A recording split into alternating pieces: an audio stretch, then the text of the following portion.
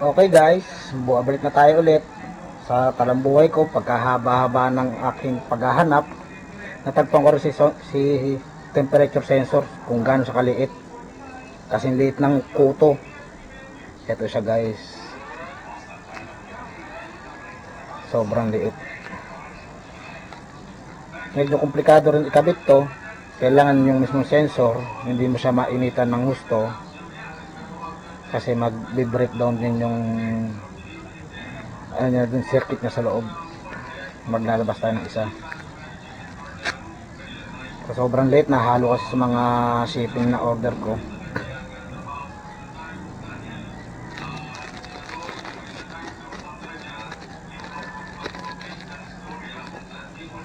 Kung gaano siya kaliit guys.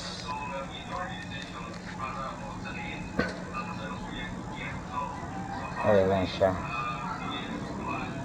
Kung gaano siya kaliit. Nakita nyo guys. Kakabit natin to. Tapos yun, bukas kakabit natin yung buong makina. Bibidyo rin yun. Pangalawa, sa controller naman tayo magkakabit. Bali 3 segment to o 4 segment. So i-apply na natin to para maikabit na natin at maidikit. Dito na natin siya didikit guys, sa ilalim. Siyempre kailangan nakasecure to. Bawal magdikit ng dalawang metal part na. Much better siguro lagyan mo ng shrink tube siya once na dinikit mo rito. Pero yung mismong ulo, ayan, kailangan nakadikit din eh. Okay guys, umpisa na natin guys. So dito naman sa temperature sensor natin, wala namang polarity to. Ibig sabihin kahit magkabaliktaran siya, no problem. Okay guys, let's do it.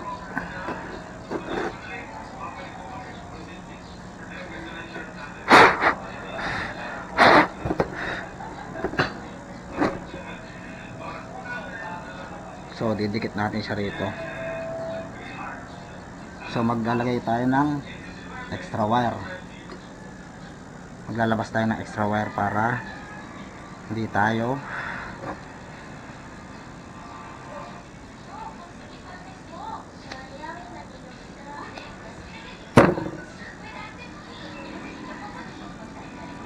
so mas mainam nito guys, putulan mo na maiksi yung isa para hindi magdikit siya. So pag inano mo siya rito, magkalayo sila ng wire. So lagyan natin siya ng shrinkable foam.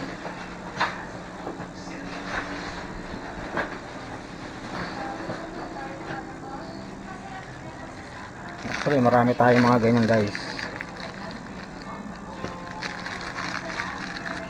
Siguro tag isa na lang, isang maiksi at isang mahaba. Ito maiksi dito.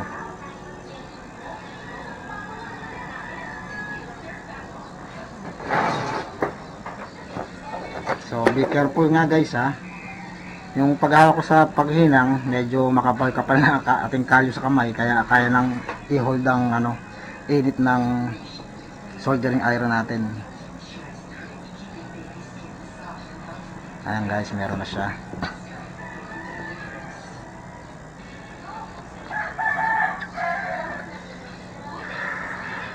Dito guys, dagdag mong konti.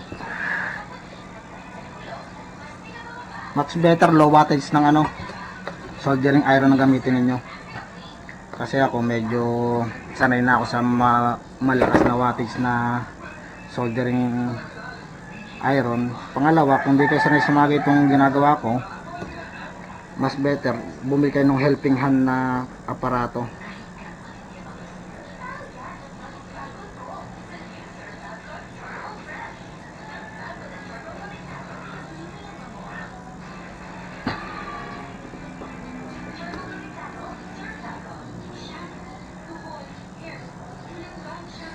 Ito mainit guys.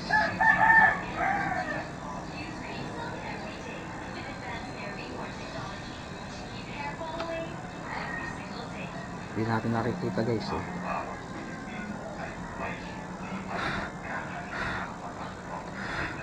So guys, nahinang na natin siya.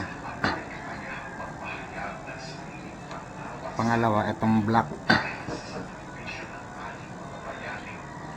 Mas gusto nyo, i-twist nyo lang ng ganun.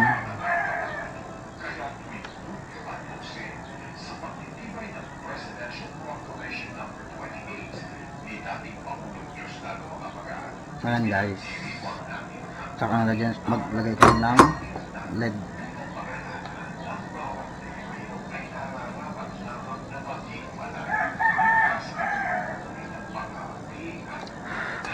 Guys, okay na siya. Ngayon guys, kakabit na itong shrinkable tube. Pati itong isa. Ganyan guys.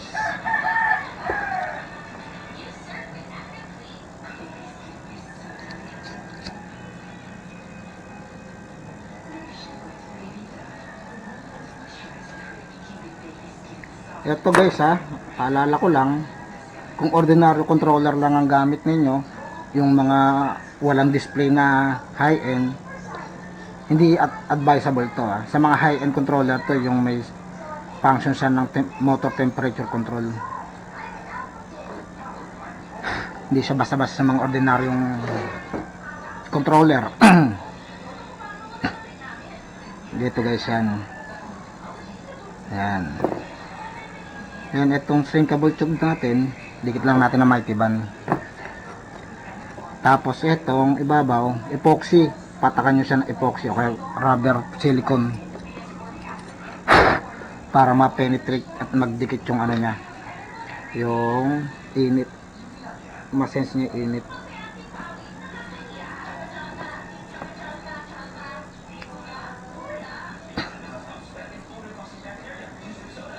Wait lang guys ha, ay mukhang natuyuan na ng laman tong aking naiwagang iban.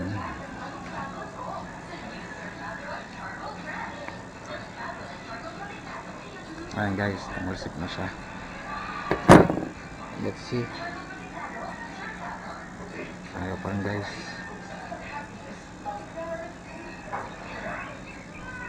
Ayan guys, okay na siya.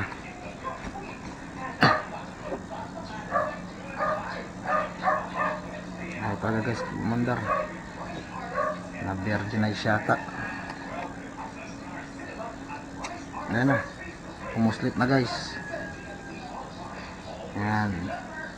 Lagyan nyo lang yung silicone ay yung insulator na to. Tapos idikit nyo sa dito sa motor.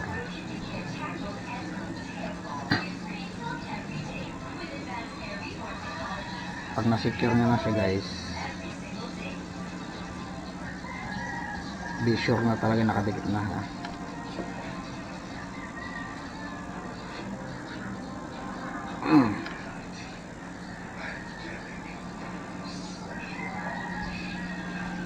Yan guys, nakadikit na siya.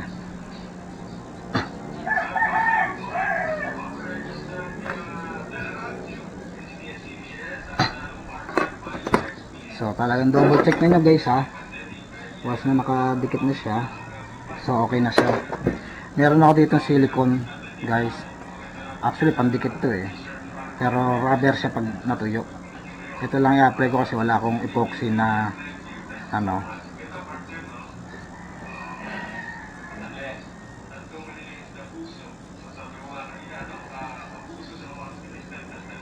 Medyo malapot.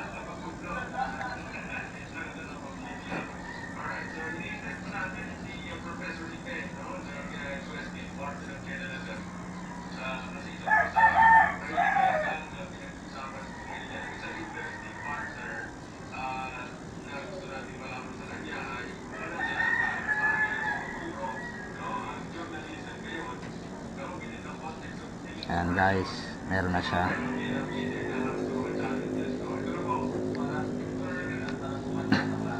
Kikita nyo ba guys?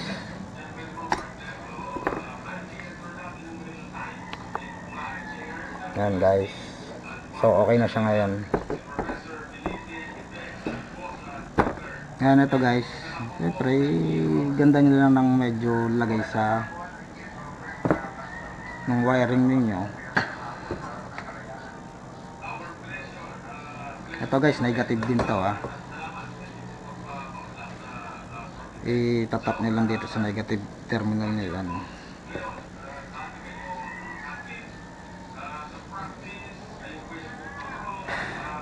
Yan guys. Yan, pag okay ka na rito guys, punta na tayo sa kabilang portion natin. Mamaya lalagyan natin ng cable tayo lahat yan. Paano natin iayos, patigasin muna natin siya. Tignan nyo guys yung para siyang epoxy rin. Okay guys, ngayon sa kabila tayo sa phase wire. Quick release na siya ngayon. So dito naman tayo magpo-focus ngayon guys. So ito yung yellow guy. So kata nyo, munti ka na mabitin guys, di ba? Ito factory to, from factory. Nakikita nyo, hindi spot weld dyan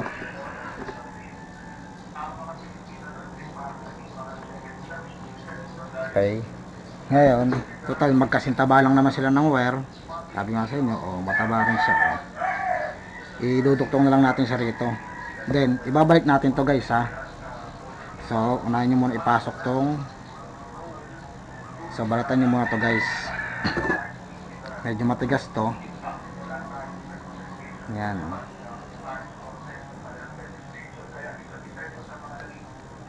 Yan guys.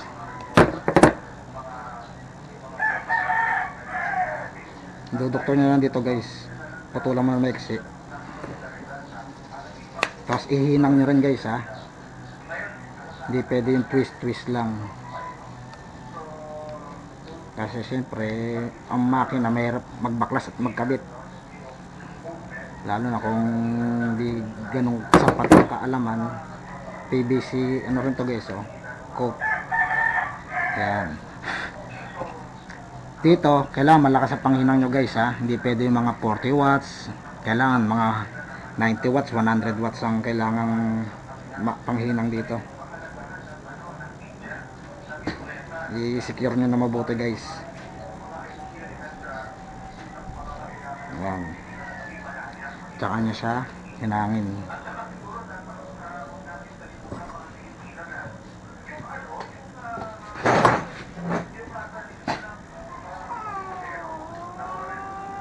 Hey, men.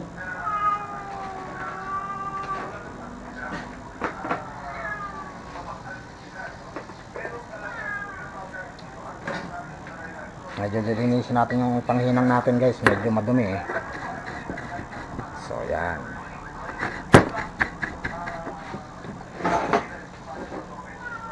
So kailangan medyo magano yung nyo bago nyo apply ng kable ng LED. Kailangan lutong luto siya guys. Yan guys, kapit na kapit guys. Ito 120 watts yata to, industrial soldering iron. Kaso yung ingat kayo, napakainit na yan. Aray ko, mainit. Yan yung mga matutulis na guys. Tanggalin nyo lang kung may nakakapaka yung matulis-tulis. Yan, susulin nyo lang to guys. Ngayon, yellow yung guys. Ito si blue.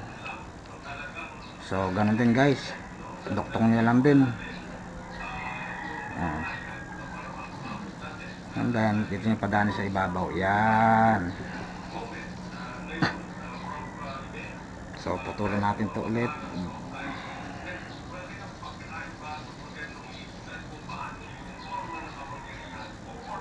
Ito putulan nyo lang guys, masyadong mahaba to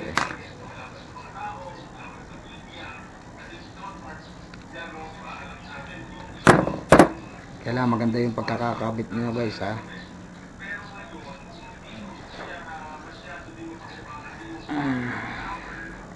Katulad na, nakalimutan natin to. Baklasin natin ulit guys.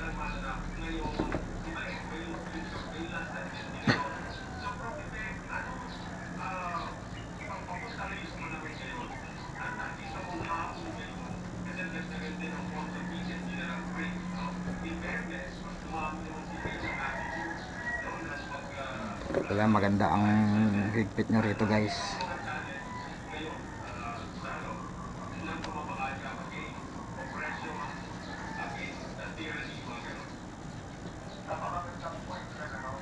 Yan guys.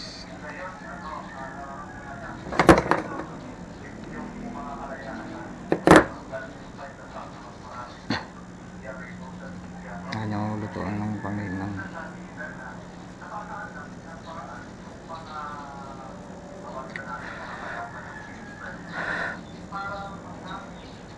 Yan guys.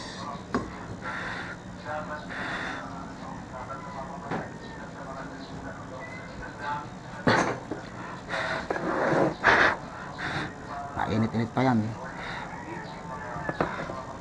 Mga matatalim, i-curve nyo lang. Init. Ano, ibalik tong tali, insulator nya.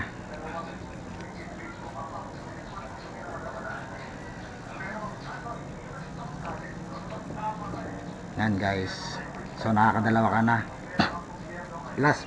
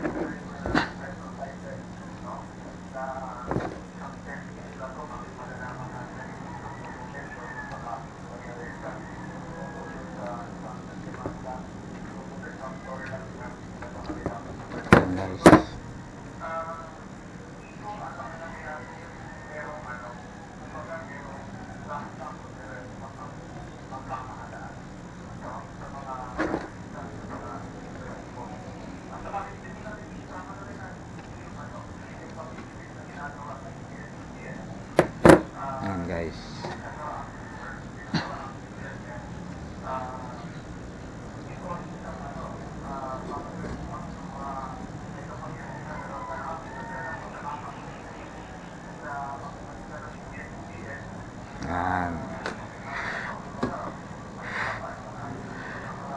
tapos na tayo guys ha.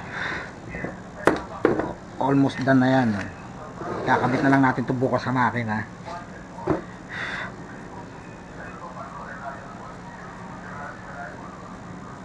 Kasi na ikabit natin sa makina. Siguro yung video ng pagkabit ko sa makina to guys, hindi ko na i-upload, no. Dadalhin ko lang dito yung makina, nakakabit tong mismong ano. Makikita mo lang dito guys yun. Di papakita sa inyo di salpak bukas. Kasi yung unit natin nasa parking lot. Hindi natin pwede pasok dito sa working table ko rito sa taas.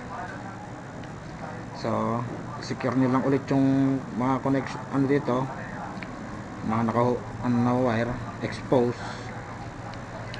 Yan, okay, secure na siya guys, di ba? Ngayon apply mo siya ng cable tie.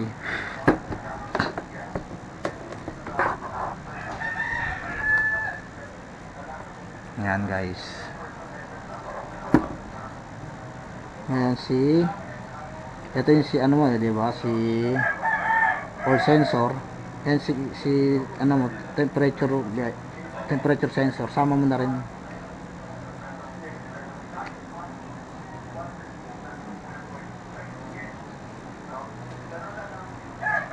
Ayan guys. Medyo konting baluktot lang kay sensor. Ayan.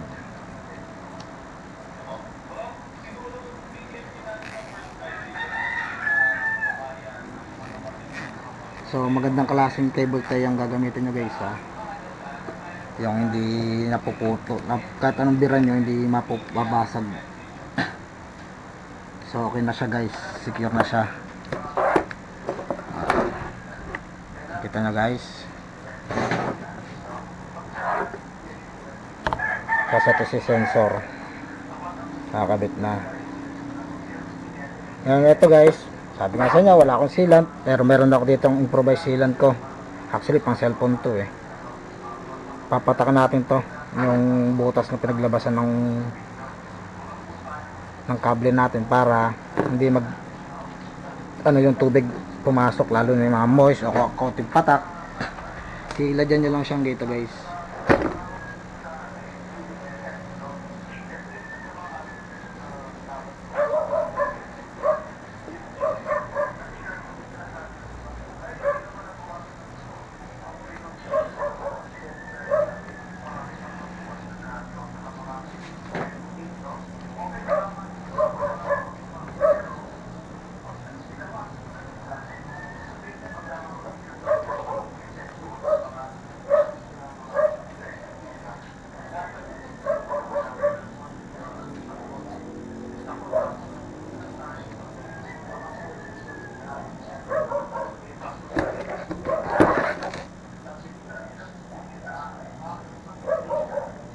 Ayan guys, meron na siya. Malabas siyang guys. Oh. So meron na siya. Oop, pumatak.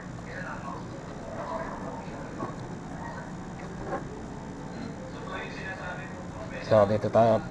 Putulin na natin to guys ha. Nailak na natin to eh. Ayan, putulin na siya. Ayan dito naman guys, sa ibabaw. Ito. Tabaw natin tong ano.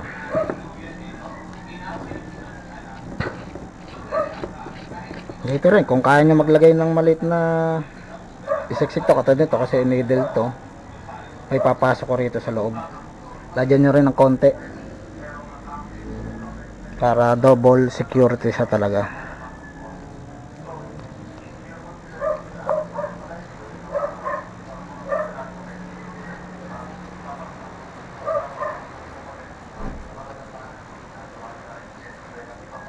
Yan guys, meron na siya.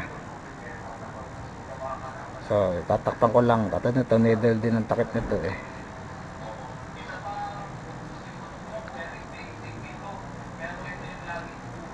Ayan guys, natakpan na siya. So itong spring ninyo, pasok nyo lang ng ganun guys. Ayan, para nakikita nyo, pasok nyo. Ayan, may pandikit na siya sa loob. Diba?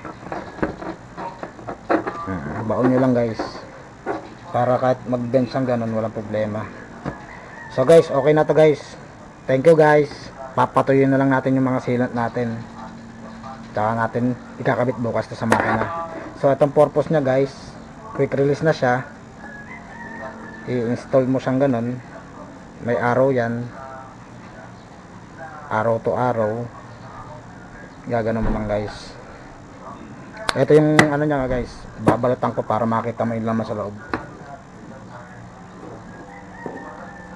Ito yung ilalagay mo sa controller, pwedeng i-wiring mo o ano mo na, transplant mo na sa loob para wala ka na masyadong wire na nakalabas, lalo na sa phase wire mo tsaka sa sensor wire mo.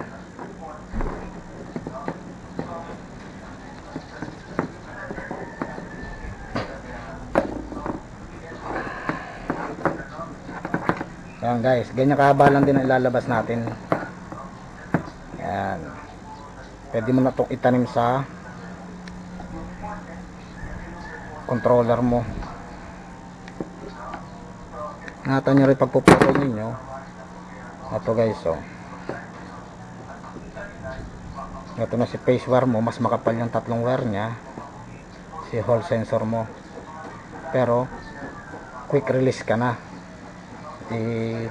Quick release mo siyang ganun, tusok mo ganun, good to go na yan. Ngayon kung naplatang ka o nasiraan ka, hugutin mo, madali mo matanggal yung buong motor part mo. Wala ka nang tatanggaling mga phase wire, hall sensor, kasi nga nasa isang wire na siyang ganun. Thank you guys. Bukas ulit may isa pa akong makinang lalagyan nito. Ito naman,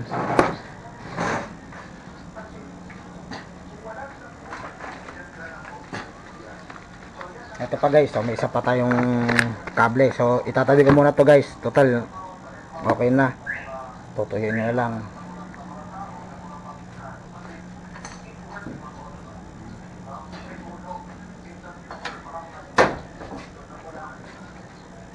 Ito guys yung isa oh.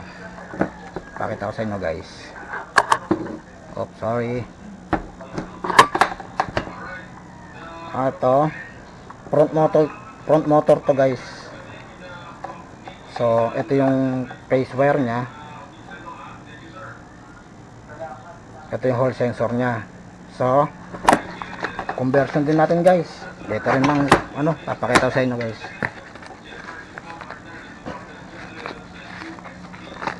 Pag gusto nyo order, pwede kayo mag-order sa akin nire. Ito guys, so quick release din to guys.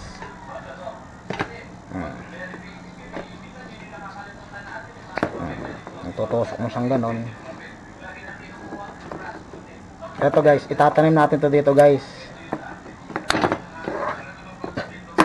Ito, ayan, itatanim natin dito guys para maganda tingnan. Nakatanim na rin siya, wala na yung mga itong etching wire na ganyang kable. Naka quick release cable na rin siya.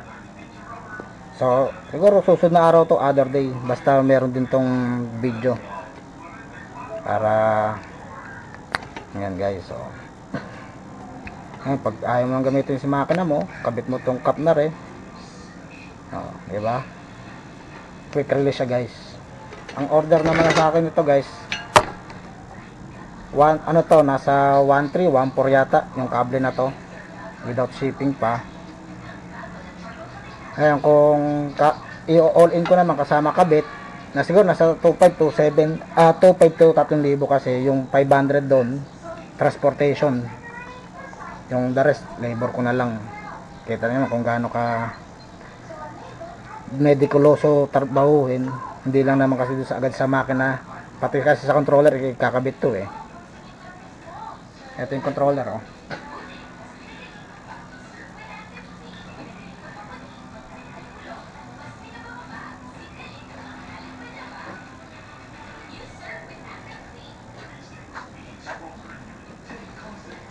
Ito guys, so halimbawa ito yung controller, ipapasok din to guys itong kable na to. Itong kable na to ipapasok na sa loob, mawawala na yung phase wire mo na to tsaka yung hall sensor wire mo. Ang lalabas ito na, bali ito na nakalabas sa controller mo. So dalawang trabaho, from motor inano natin, binaklas, pati sa controller nyo babaklasin natin para maitanim tong kable na to, itatanim natin sa loob, doon sa mismong loob na rin. Kaya ganun ang nagiging price range ng conversion natin guys. Eto, other day na to, inuna ko na isa kasi para may maging service din ako. Eto, kung gusto mag-order na rin, pwede kayo mag ano sa akin, inquire. Quick release cable to guys eh. Pang ano lang to, kasi ito 350 watts front motor to, ko-convert ko ng quick release para pag naplatan ako, madali ako makapag-access ng aking tire. So guys, thank you guys. Bukas ulit. See you tomorrow. Thank you.